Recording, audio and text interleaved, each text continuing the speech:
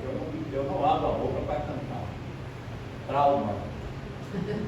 Meu maior sonho era tocar violão e cantar.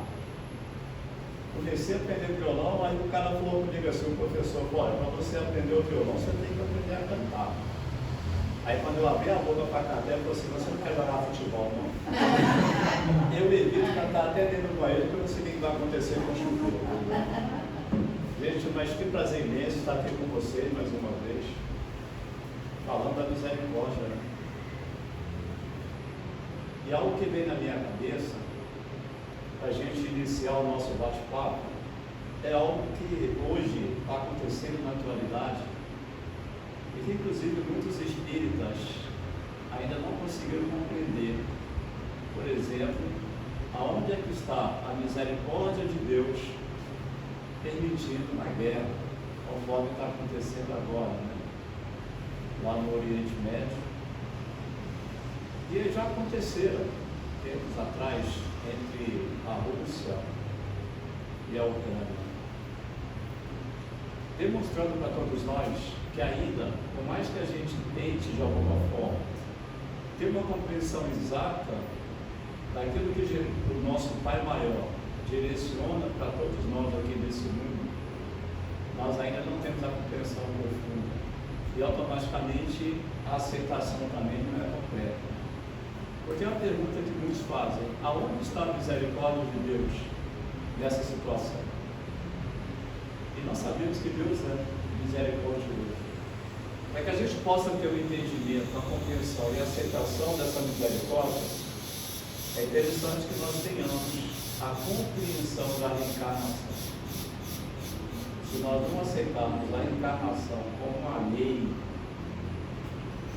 natural, uma lei de Deus, nós não vamos entender essa misericórdia de Deus para com todos nós.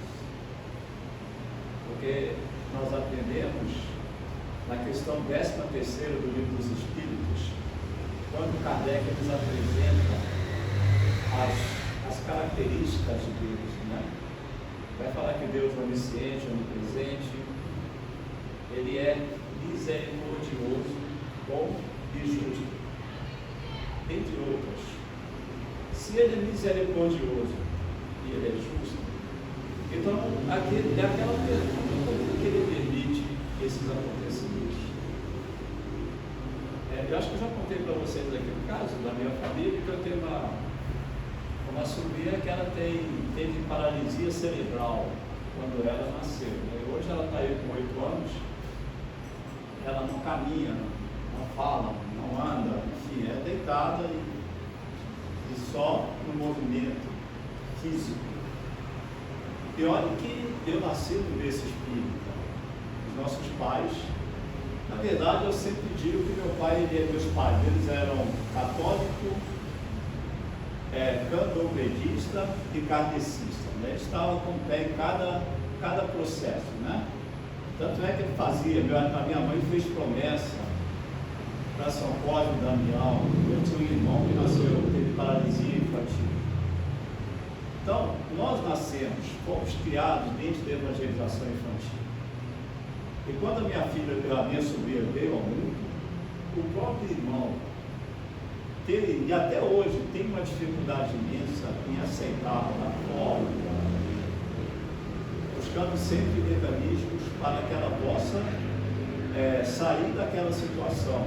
Uma demonstração clara de que aquilo que Deus, entre aspas, né, direcionou para ele, a partir de uma escolha dele para a própria esposa, chegando aqui a aceitação é quase mínima, como é com todos nós.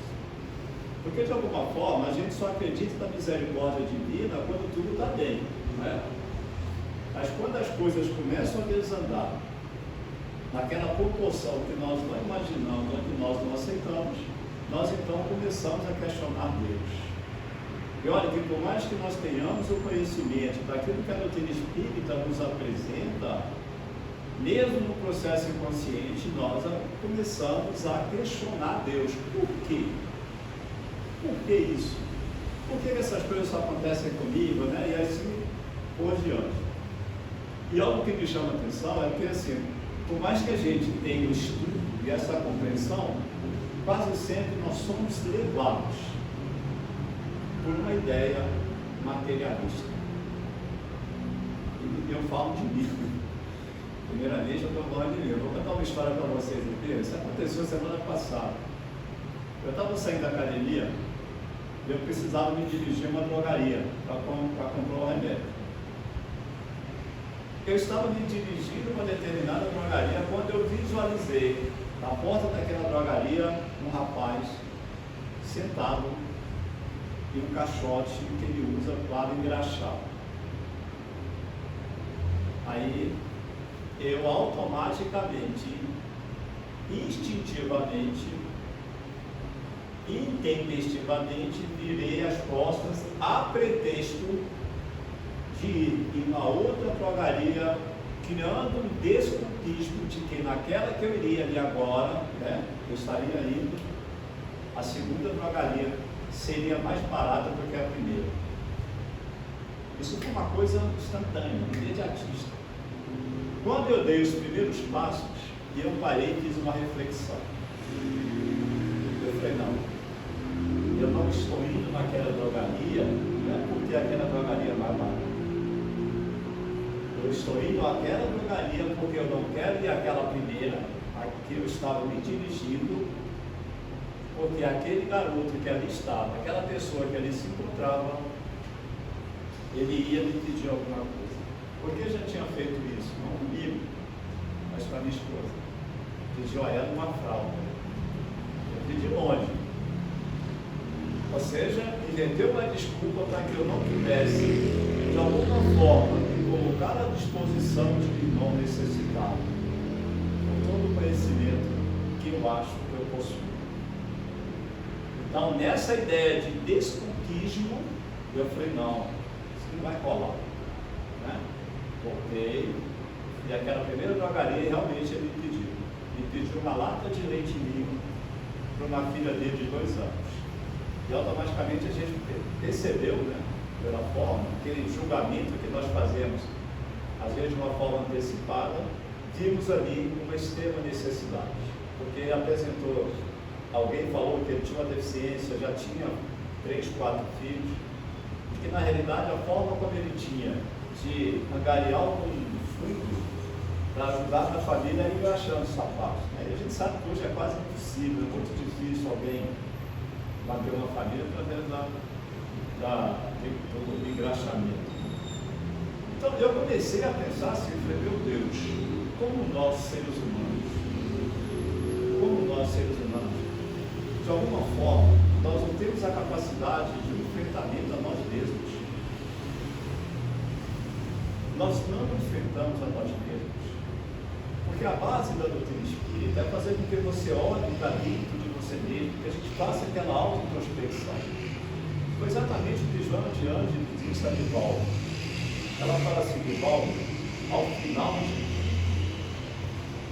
não é nós contra Deus, e nem nós contra o nosso próximo, é nós contra nós mesmos.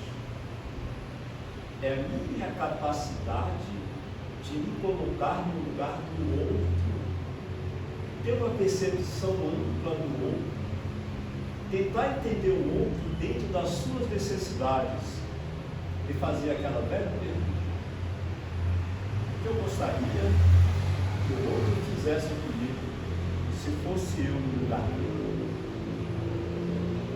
Não era assim que Jesus agiu? Não foi assim que a maioria dos espíritos que vieram nos apresentar a doutrina espírita agiu? E nós que temos o conhecimento, agradecendo a Kardec, né, que mês de outubro agora, 3 de outubro de 1804, quando ele veio a este mundo, aceitando a missão de nos apresentar a doutrina espírita, e principalmente essa parte que é chamada do Evangelho segundo o Espiritismo, que retrata profundamente as mensagens do Cristo de Deus, que diz respeito à moral que Jesus apresentou quando veio a este mundo há mais de 2.000 anos. E aqui no capítulo 10, nós vamos ver as bem-aventuranças. Ele vai nos trazer bem-aventurados aqueles que são misericordiosos.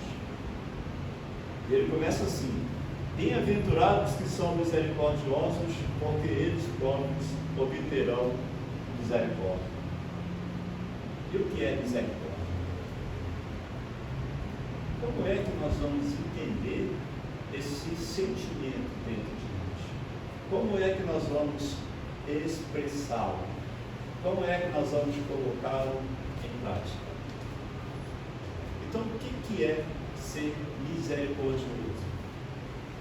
O simples fato de eu me encontrar aqui agora, ou trabalhando dentro do ambiente espírita, me colocando à disposição para ajudar, isso faz de mim um ser misericordioso? É para refletir, não é? É para refletir. Porque a gente fala assim: o fato de eu estar aqui, eu ter me tornado espírita, isso faz de mim um cristão? Ou às vezes um mero espírita? Porque nós temos que entender qual é a função do espiritismo.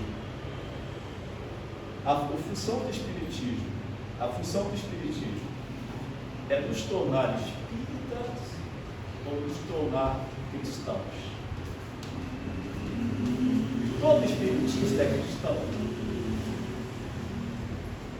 Olha que interessante, Kardec, quando ele vai falar da missão dos espíritas, no capítulo 17 desse livro, ele fala que o verdadeiro espírita e o cristão são as mesmas pessoas, nos deixando entrever que é um falso espírita.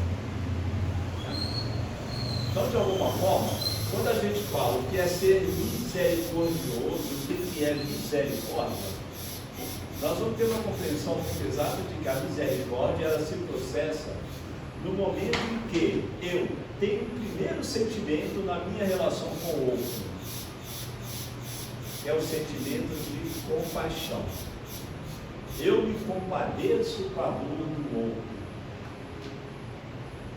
Os Espíritos vão nos falar na ideia da pena, do perdão, né? Então esse é o primeiro sentimento. No momento que eu tive esse sentimento, qual é a minha reação? Ou qual a minha ação? O Espírito Emmanuel, através do Chico, ele nos fala assim: se você quer entender a psicologia da caridade, compreenda profundamente a parábola do bom samaritano. Para mim, é a parábola mais bonita do Evangelho. Pela forma como ela foi apresentada, pelos personagens que foram apresentados. Porque de um lado você tem alguém, são duas pessoas que detinham o conhecimento da lei. Passa, vê uma pessoa deitada e pensa assim: não é problema meu. Eu estou aqui, é como se nós colocássemos o Evangelho debaixo do braço, né? Indo para cá, não, eu preciso chegar no centro, mas tem alguém, uma pessoa deitada ali. Não dá nem ideia, dando a entender que a estrutura, às vezes, física de uma instituição religiosa, ela se torna muito mais importante do que a dor do nosso irmão, do que o sofrimento do nosso irmão. Então passou uma terceira pessoa, aquela pessoa que era subjugada, que não era aceita na sociedade, uma pessoa que era vista como um zero, marginalizada, né? Que foi o samaritano. Ele passa primeiro, sem saber quem é que estava deitado ali, não perguntou o nome, a identidade, a nacionalidade, se era casado, solteiro, não. Ele simplesmente teve uma ação profunda, sentindo a dor daquele irmão, se colocou no lugar dele, pensando que o que eu gostaria, se eu estivesse aqui, que alguém fizesse por mim.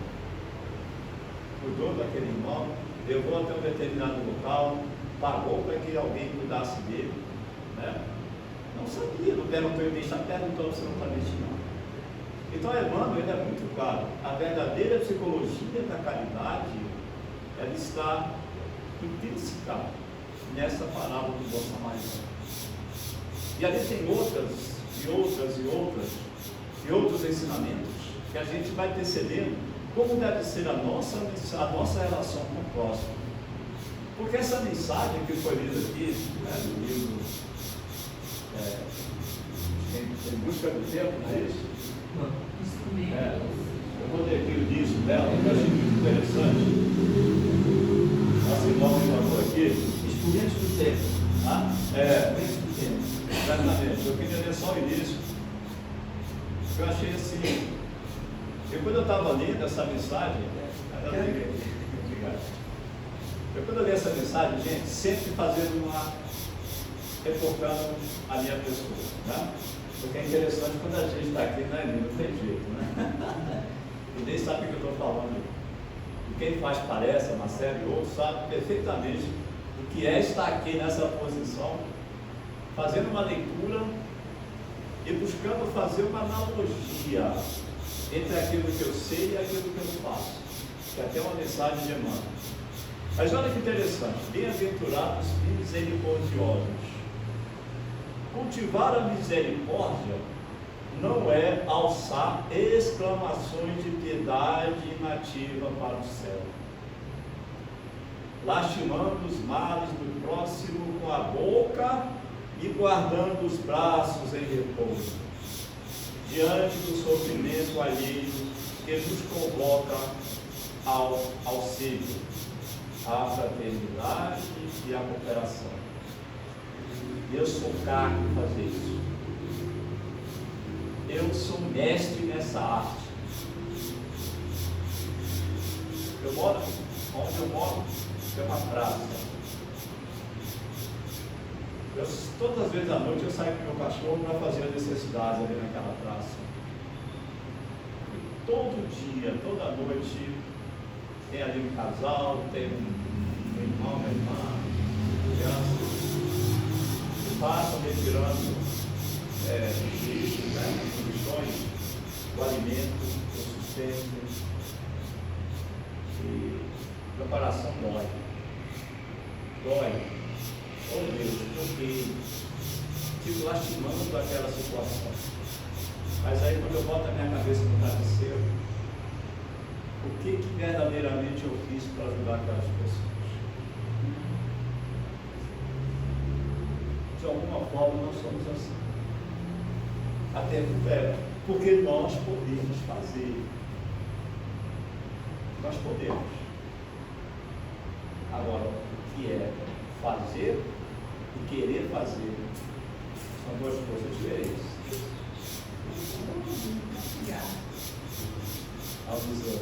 Pega não, porque também está aprendendo. Tem certeza que ele vai evoluir. Vai só pagar a luz. Deixa ela. Eu pego ela.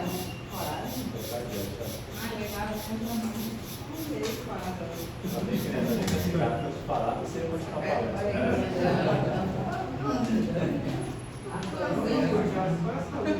tem que investigado. Mas já você quer vaga?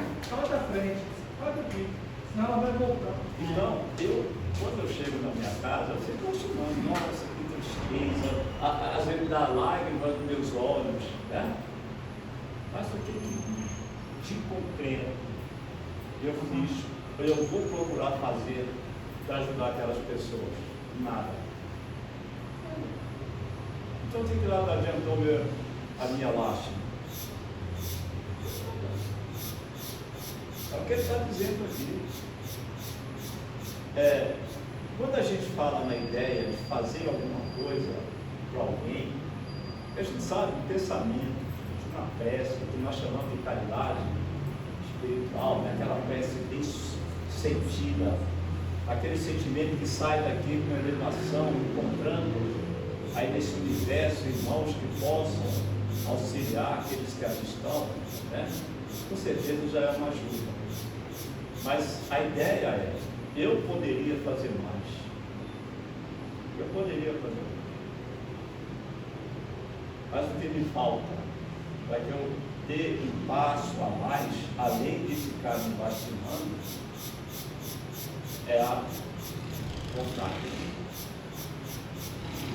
É interessante que os Espíritos nos falam.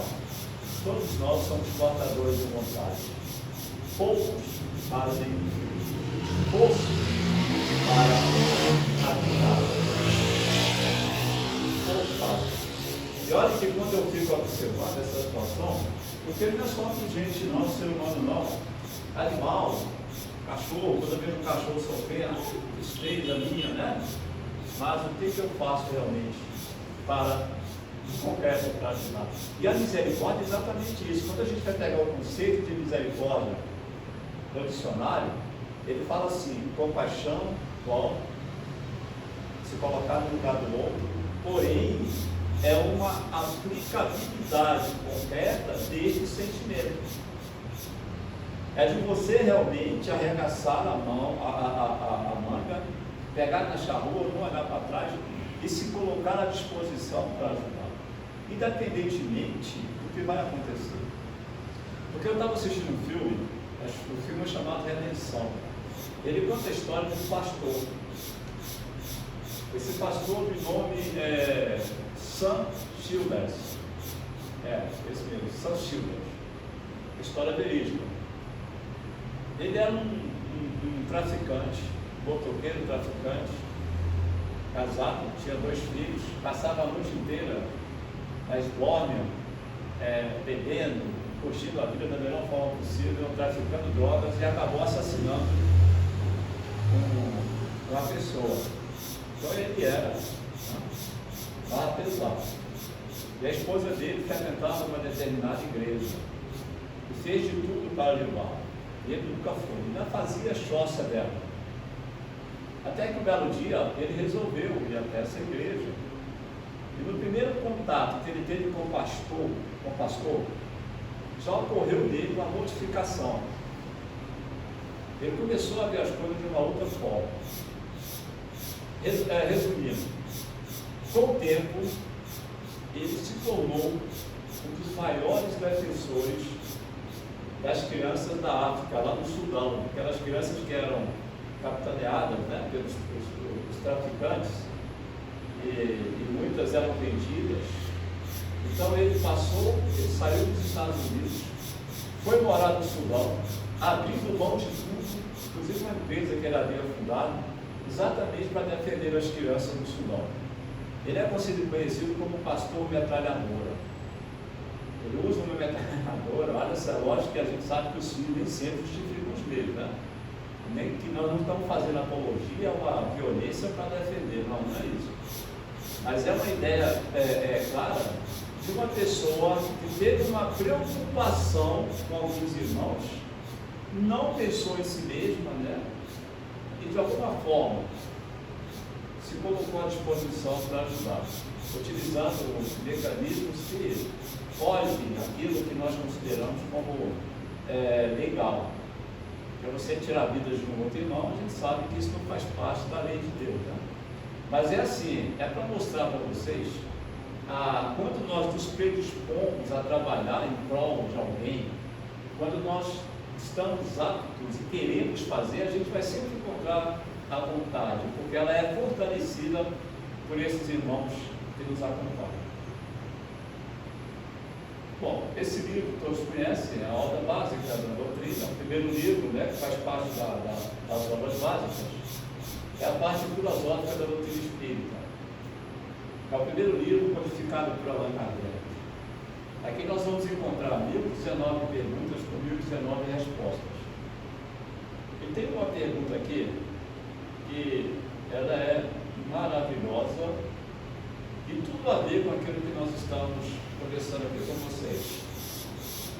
É a pergunta 886. Kardec ele foi muito iluminado nessa pergunta. Ele foi muito iluminado.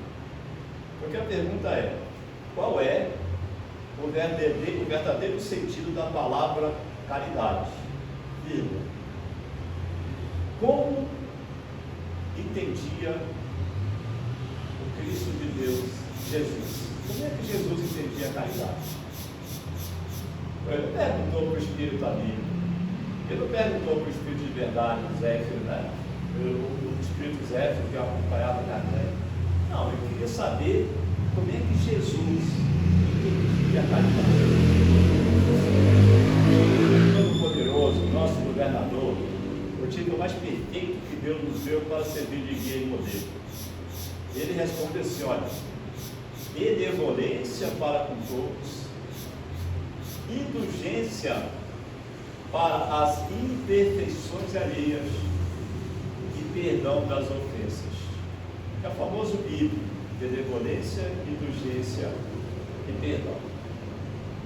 Mas aí vem um questionamento: por que somente 3 sentimentos dentro de um universo que nós trazemos? Por que só 3? Nós temos uma infinidade de sentimentos, mas ele fala aqui: benevolência, indulgência e perdão.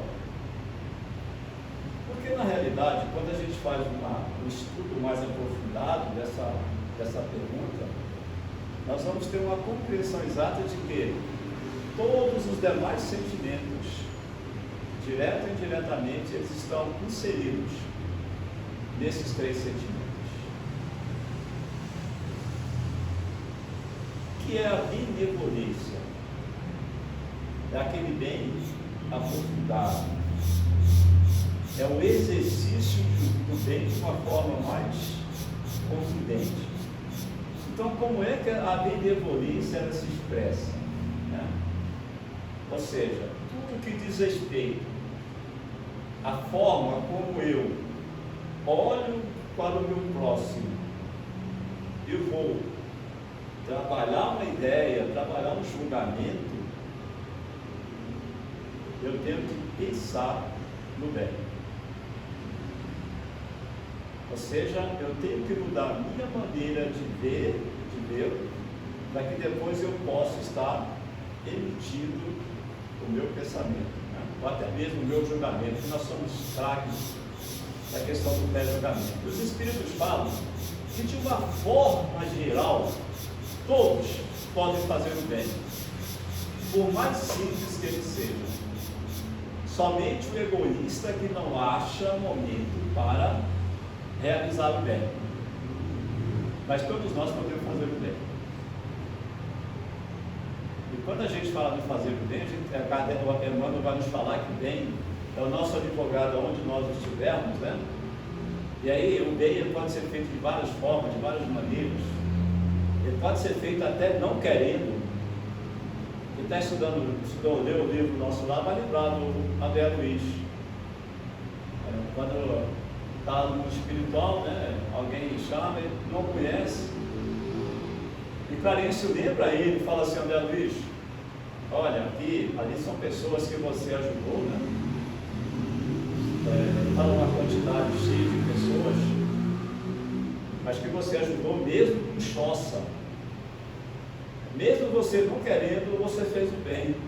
Aquela coisa da pessoa chegar e pedir para você adiar uma receita, você querendo se ver livre logo daquela pessoa, adiava a pessoa embora. E aquela pessoa foi sempre agradecida a você. Sempre, ela nunca esqueceu esse bem que você fez. Então hoje ela está aqui em agradecimento, né? E não só pessoas que estavam ali, até mesmo as preces que chegavam até ele, né? Então, somente o egoísta não acha momento para fazer o bem. Então, de alguma forma, todos nós fazemos o bem, né? E que vai ser nosso advogado aonde nós estivermos. Quando ele fala da indulgência, é exatamente essa capacidade que eu tenho, que é o que o ser humano tem de se colocar no lugar do outro. Porque quando eu faço bem, de qualquer forma, muitas vezes eu não me coloco no lugar do outro. Mas quando eu me coloco no lugar do outro, que aí tem a ver com aquela forma como eu ajo diante da necessidade do outro. Porque é o primeiro, a benevolência é como eu julgo, né? A indulgência. A benevolência é como eu me coloco no lugar do outro. Como é que eu tento entender a dor do outro? Para que de alguma forma eu comece ou eu passe a fazer algo mais concreto. E o perdão das ofensas. A gente sabe que é a forma como eu recebo aquilo que o outro tem para mim. Porque a gente sabe que muitas vezes a gente se propõe a fazer o bem e sempre a gente vai receber o bem em troca, né? Não tem uma ingratidão, né? Quando a gente faz o bem, recebendo ingratidão, ali no capítulo 10 do Evangelho, né? Não sabe a vossa mão esquerda que vê a vossa mão direita. Então, o perdão, a gente sabe que de toda a caridade é aquele sentimento mais difícil que nós temos para exercer. Porque tem a ver muito com a forma como eu recebo aquela mensagem, né? Porque quase sempre nós nos propomos a fazer o bem, a ser indulgente, a ser benevolente, mas nem sempre o outro está preparado para nos dar uma resposta da forma como nós gostaríamos de estar recebendo. A misericórdia, ela graça, ela entra nesses três sentimentos.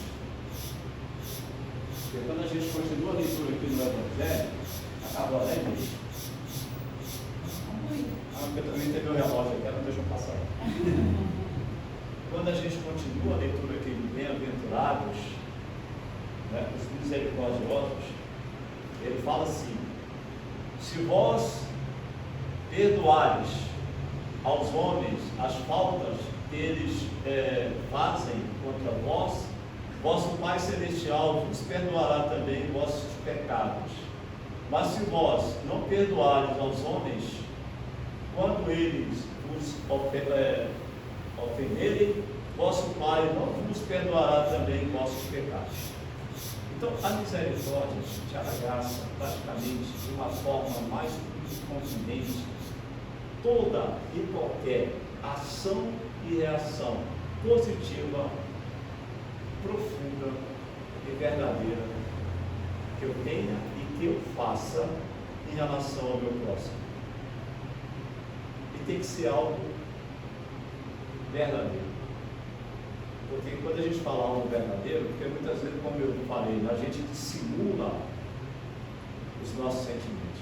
Nós camuflamos os nossos sentimentos. Nós não conseguimos enfrentar a nós mesmos. Porque a pessoa, quando ela é misericordiosa, ela age de uma forma extremamente natural. Extremamente. Olha, a gente se coloca, faz sempre aquela comparação com o Chico Xavier. A certa feita, o Chico ganhou um Fusca de presente, um Fusca zerado. Ele não sabia dirigir. E ele está lá vendo aquela máquina. Aí de repente passa alguém: nossa, Chico, que carro bonito, né? Meu irmão, ganhei. Mas não sei dirigir. Você quer ver peixe? Faz o seguinte: leva e troca o macarrão para a sopa dos meus pobres. Leva o carro zero e troca com o macarrão. Olha a naturalidade com que ele agiu. É claro que nós ainda estamos dando luz, né? Que diz respeito a sentimento nosso em relação ao Chico. Mas essa é outra misericórdia de Deus, permitindo que esses espíritos iluminados viessem a esse mundo exemplificar os verdadeiros sentimentos, como vieram vários, antes e durante Cristo e depois de Jesus Cristo, mostrando a cada um como é que deve ser o nosso caminhar. Porque tem uma frase que eu nunca esqueci quando eu ouvi, também não sei a quem conhece, mas que a pessoa fala assim: olha, se você sabe aonde quer chegar, escolha a estrada e o jeito de caminhar. Escolha a estrada e o jeito de caminhar. Aí a gente para e pensa: aonde eu quero chegar? Aonde eu quero chegar com esse meu saber? Porque nós sabemos muito, não sabemos? Nós temos o conhecimento, não temos? O que está faltando então para a gente transformar isso em prática? O que está pegando? Esse é o meu questionamento ainda. O que me falta para que realmente eu me torne verdadeiramente cristão e não espírita? Porque espírita é aquele que conhece a doutrina. Cristão é aquele que segue profundamente e busca exemplificar a mensagem de Cristo.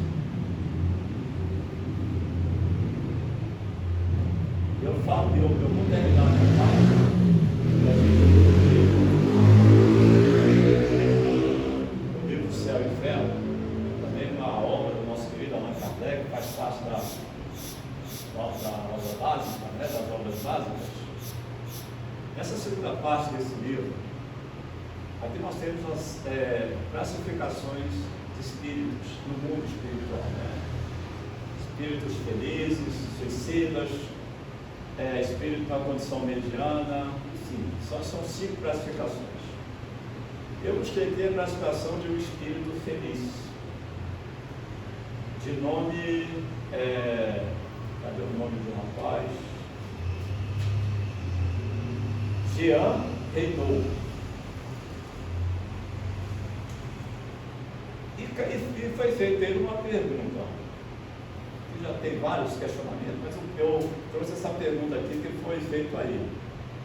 Quando vivo, processavas o Espiritismo? Quando você está encarnado, você era espírito? Olha aqui a resposta. Entre professar e praticar, há uma grande diferença. Muitas pessoas professam uma doutrina que não praticam. Eu praticava e não professava. Eu praticava e não professava. E era um espírito infeliz no mundo espiritual. E é isso que a doutrina espírita nos orienta. Quer dizer, não é o que eu sei, mas é o que eu faço. E principalmente o que eu faço com aquilo que eu sei. Gente, obrigado pela paciência. Jesus nos ampare e nos abençoe. Só um minutinho aí.